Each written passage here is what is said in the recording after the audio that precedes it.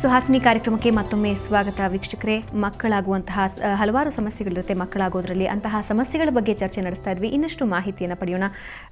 Doctor, ಸಾಕಷ್ಟು ವರ್ಷಗಳಿಂದ ಎಂಬ್ರಾಲಜಿಸ್ಟ್ ಆಗಿ ಸೇವೆ ಸಲ್ಲಿಸ್ತಾ ಇದ್ದೀರಾ. ಆದರೆ ಸಾಮಾನ್ಯ ಜನರಿಗೆ ಈ ಎಂಬ್ರಾಲಜಿ ಅನ್ನೋದೇ ಒಂದು ಹೊಸ ಪದ ಅನ್ಸುತ್ತೆ. ಈ ಎಂಬ್ರಾಲಜಿ ಅಂದರೆ ಏನು, ಏನೆಲ್ಲ ಫೆಸಿಲಿಟೀಸ್ ಇದರಲ್ಲಿದೆ? ಆ್ಯಕ್ಚುಲಿ ಎಂಬ್ರಿಯೋಸ್ ಅಂದರೆ ಆ್ಯಕ್ಚುಲಿ ಜೀವ ಸ್ಟಾರ್ಟ್ ಆಗೋದೇ ಎಂಬ್ರಿಯೋ ಸ್ಟೇಜಿಂದ. ಸೊ ಜನರಲಿ ಇದೆಲ್ಲ ಪ್ರಕ್ರಿಯೆ ನಮ್ಮ ಬಾಡಿದಲ್ಲಿ ನಡೆಸ್ತಾ ಇರ್ತದೆ. ಬಟ್ ಈ ಬಂಜಿತನ ಬಂದಿದ ಮೇಲೆ ಒಂದೊಂದು ಮಾರಿ ಕೆಲವು ಪ್ರಾಬ್ಲಮ್ಸ್ಗೂ ನಾವು ಟ್ರೀಟ್ಮೆಂಟ್ದಲ್ಲಿ ಆಗಲ್ಲ, ಸಿಂಪಲ್ ಪ್ರೊಸೀಜರ್ದಲ್ಲಿ ಆಗಲ್ಲ.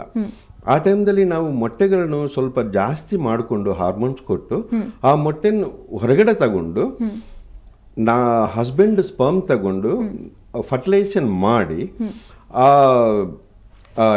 ಆ ಪ್ರಕ್ರಿಯೆ ಮಾಡಿದ ಮೇಲೆ ಬರುವ ಪ್ರಾಡಕ್ಟ್ನು ಎಂಬ್ರಿಯೋ ಅಂತೀವಿ. ಆ್ಯಕ್ಚುಲಿ ನಮ್ಮ ಜೀವ ಸ್ಟಾರ್ಟ್ ಆಗೋದೇ ಎಂಬ್ರಿಯೋಯಿಂದ. ಸೊ ಈ ಟೆಸ್ಟ್ ಟ್ಯೂಬ್ ಬೇಬಿ ಪ್ರಕರಣ ಸ್ಟಾರ್ಟ್ ಆಗಿದ ಮೇಲೆ ಆ್ಯಕ್ಚುಲಿ ಆ ಎಂಬ್ರಿಯೋನೇ actually test tube baby. But common ಆಗಿ ಅದು ಟೆಸ್ಟ್ ಟ್ಯೂಬ್ ಬೇಬಿ ಅಂತ ಕೇಳ್ತಾರೆ. ಆ್ಯಕ್ಚುಲಿ ಟೆಸ್ಟ್ ಟ್ಯೂಬ್ ಅಲ್ಲಿ ಇರಲ್ಲ. ಆ್ಯಕ್ಚುಲಿ ನಾವೆಲ್ಲ ಮಾಡೋದು ಒಂದು ಪೆಟಿಡಿಸ್ದಲ್ಲಿ, ಅದು ಒಂದು ಇಂಕ್ಯುಬೇಟರ್ದಲ್ಲಿ ಇಟ್ಟು ನಮ್ಮ ಶಕ್ತಿದಲ್ಲಿ 3 ದಿನ ಆ ಎಂಬ್ರಿಯೋನು ನಮ್ಮ ಹತ್ರ ನಾವು ಅದು ಗ್ರೋ ಮಾಡ್ಕೋಬಹುದು. ಆಮೇಲೆ ಈಗ ಸದ್ಯಕ್ಕೆ 5 ದಿನ ನಾವು ಇಟ್ಕೋಬಹುದು. ಅದನ್ನ ಬ್ಲಾಸ್ಟೋಸಿಸ್ಟ್ ಅಂತೀವಿ. ಅಲ್ಲಿಂದ ಆ್ಯಕ್ಚುಲಿ ತಾಯಿ ಅಂದರೆ ಯುಟ್ರಸ್ ಇಂದ ಜೀವ ಸ್ಟಾರ್ಟ್ ಆಗಬೇಕಾಗತ್ತೆ. ಸೊ ಈ 5 ದಿನ ಪ್ರಕರಣಗಳಕ್ಕೋಸ್ಕರ ಮಾಡಿದ ಎಲ್ಲ ಕೆಲಸಗಳನ್ನು ಎಂಬ್ರಿಯಾಲಜಿ ಅಂತಾರೆ.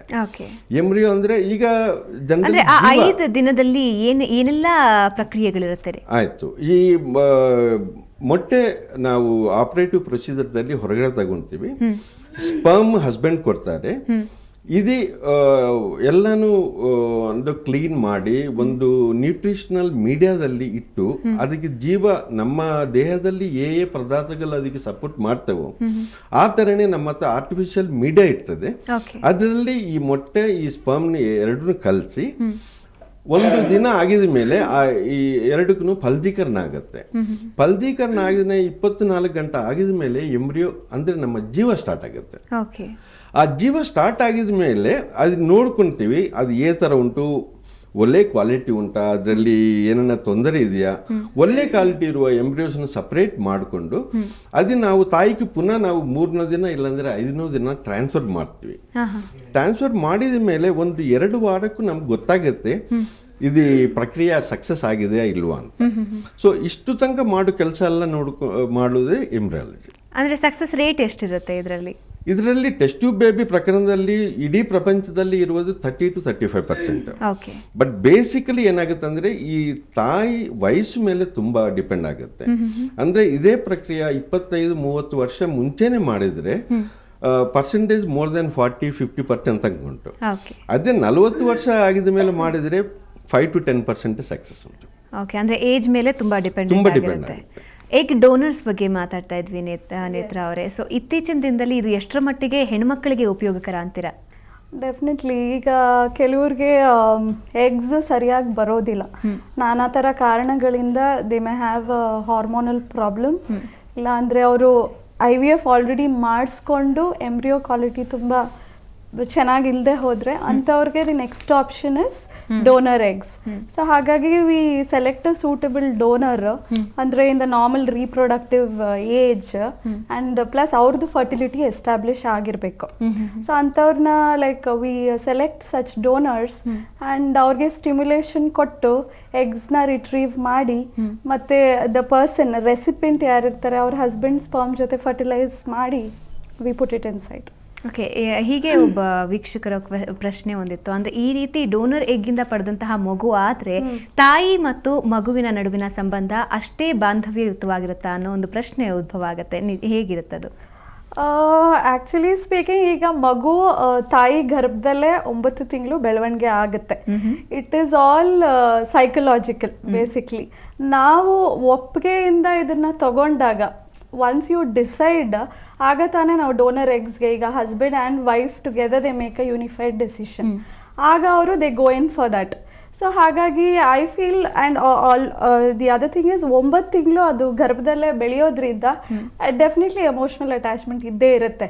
ಯಾಕಂದರೆ ಬೇರೆ ವಿಧವಾದ ಎಕ್ಸಾಂಪಲ್ಸ್ ತಗೋಬೋದು. ಈಗ ಅಡಾಪ್ಷನ್ ಆ ರೀತಿ ತಗೊಂಡ್ರೆ I mean they acceptance is more important ಅಂತ ಹೇಳಲಿಕ್ಕೆ ಬಯಸ್ತೇನೆ.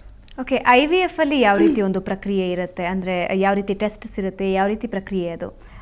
ಈಗ ಸರ್ ಹೇಳ್ದಂಗೆ it is IVF means in vitro fertilisation. Okay, otherwise common layman's ಟರ್ಮ್ಸ್ನಲ್ಲಿ ಟೆಸ್ಟ್ ಟ್ಯೂಬ್ ಬೇಬಿ.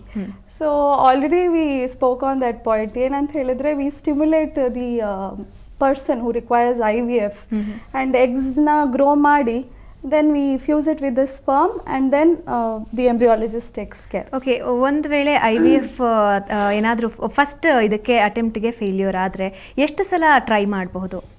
ಎಷ್ಟು ಸಲ ಅಂದರೆ ಆ್ಯಕ್ಚುಲಿ ನಮ್ಮ ಲ್ಯಾಂಡ್ಲೇಡಿ ಇದ್ರು, ನಾನು US ಕೆಲಸ ಮಾಡುವಾಗ at that time in 96 she has attempted 18 times to get one baby. So ಎಷ್ಟನ್ನು ಅಟೆಂಪ್ಟ್ಸ್ ಮಾಡ್ಕೋಬೋದು. ಬಟ್ ನಾವು ಏನಂದರೆ ಬಿಕಾಸ್ ಇನ್ ಅವರ್ ಕಂಟ್ರಿ, ನಮ್ಮ ದೇಶದಲ್ಲಿ ದುಡ್ಡು ಇಟ್ಸ್ ಎ ಕಾಸ್ಟ್ಲಿ ಅಫೇರ್. ಒಂದೊಂದು ಟ್ರಯಲ್ಗೂ 1 ಲಕ್ಷ ಖರ್ಚಾಗುತ್ತೆ. ಸೊ ಅದಕ್ಕೋಸ್ಕರ ನಮ್ಗೆ ಆ ಲಿಮಿಟೇಷನ್ ಉಂಟು. ಸೊ ಜನರಲಿ ನಾವು ಮಾಡುವಾಗ ಅಪ್ ಟು 3 ಅಟೆಂಪ್ಟ್ಸ್ ನಾವು ಮಾಡ್ತೀವಿ. ಮಾಡಿದ ಮೇಲೆ ಅದು 3 ಅಟೆಂಪ್ಟ್ಸ್ನು ಸಕ್ಸಸ್ ಆಗಿಲ್ಲ ಅಂದರೆ ಜನರಲಿ ನಾವು ಕೌನ್ಸಿಲಿಂಗ್ ಮಾಡಿ ಅವ್ರಿಗೆ ಹೇಳ್ತೀವಿ, ನೋಡ್ರಿ ನಿಮ್ಮ ಎಗ್ಸ್ ಅಷ್ಟು ಸರಿಯಾಗಿ ಕ್ವಾಲಿಟಿ ಬರ್ತಾ ಇಲ್ಲ, maybe I think we have to go for donor eggs or maybe donor embryos. ಅದು ಜನರಲಿ ಅವ್ರಿಗೆ ಕನ್ವಿನ್ಸ್ ಮಾಡಿ ಅವ್ರಿಗೆ ಒಂಥರ, ಯಾಕಂದರೆ you are in a situation, sometimes we have to take some strong decisions, ಆ ಥರ ಆಗುತ್ತೆ. But sometimes people are there, ನಾವು ಕನ್ವಿನ್ಸ್ ಮಾಡಿದ್ರೆ ಇಲ್ಲ ಸರ್ ನಾವು ಇನ್ನೊಂದು 2 ಮಾರಿ ನೀವು ಟ್ರೈ ಮಾಡಿ ನಮ್ಮ ಎಗ್ಸ್ ಅಂತಲೇ ಹೇಳ್ತಾರೆ. So because it's purely financial problem. So ಅದರಲ್ಲಿ ನಾವು ಅವರಿಗೆ ಫ್ರೀಡಮ್ ಕೊಡ್ತೀವಿ. If they want to have their own eggs ಪರವಾಗಿಲ್ಲ, ನಾವು ಟ್ರೈ ಮಾಡ್ತೀವಿ. ಬಟ್ ಒಂದೇನೆಂದರೆ ಒಂದೊಂದು ಟ್ರಯಲ್ದಲ್ಲಿ ಏನೋ ಒಂದು ಚಿಕ್ಕ ಪುಟ್ಟ ನಾವು ಚೇಂಜಸ್ ಮಾಡ್ತಾನೆ ಇರ್ತೀವಿ to increase the pregnancy rate. ಒಂದೇನೆಂದರೆ ಕ್ಯುಮುಲೇಟಿವ್ ಪ್ರೆಗ್ನೆನ್ಸಿ ಅಂದರೆ 3-4 ಮಾರಿ ಮಾಡಿದ ಪ್ರೆಗ್ನೆನ್ಸಿ ರೇಟ್ ಜನರಲಿ ಜಾಸ್ತಿ ಉಂಟು. ಸೊ ಜನರಲಿ ನಾವು ಅದನ್ನು ಕನ್ವಿನ್ಸ್ ಮಾಡೋರಿಗೆ ಎಷ್ಟು ಜಾಸ್ತಿ ಟ್ರಯಲ್ ತಗೊಂಡ್ರೆ ಅಷ್ಟು ಜಾಸ್ತಿ ಬಾಡಿನೂ ಅಡಾಪ್ಟ್ ಆಗುತ್ತೆ, ಮೆಂಟಲಿ ಪ್ರಿಪೇರ್ ಆಗ್ತಾರೆ, ಆ ಸ್ಟ್ರೆಸ್ಸನ್ನು ಕಡಿಮೆ ಆಗುತ್ತೆ. ಸೊ ಸಕ್ಸಸ್ನ ಆಗ್ಬೋದು.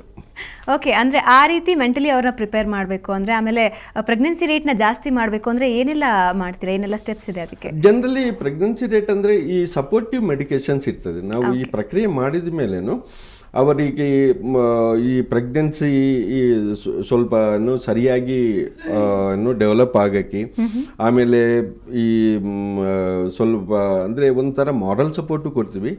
ಯಾಕಂದರೆ generally pregnancy depends on the quality of embryos.